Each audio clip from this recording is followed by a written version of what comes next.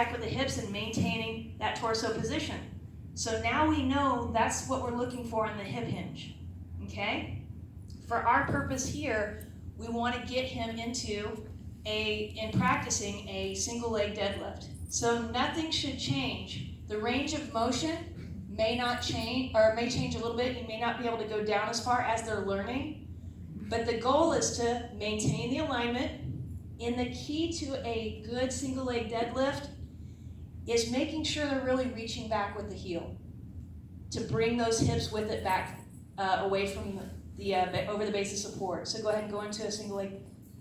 And notice he's extended here. It's very hard to relax the back leg, what we call the tail wag from the dog.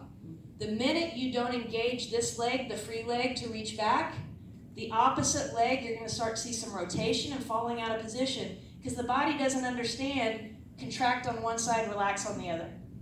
Okay, so we want to stay engaged. I can even tap the foot, so as he comes back, we tell the kids, call it, they shoot the laser out of their heel, right? But tapping and this tactile cue is awesome, especially when you're working with clients that are not very aware of their body.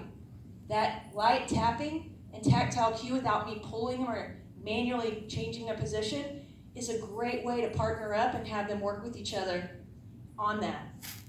If you see some valgus collapse, I can again take the band, pull them into their mistake. So, which leg are you going for?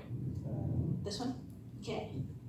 So I can simply, try not to block you guys, but I'm pulling him into his mistake. So, and he's on a single leg stance. I'm not pulling hard. Just enough to give him some good awareness. And sometimes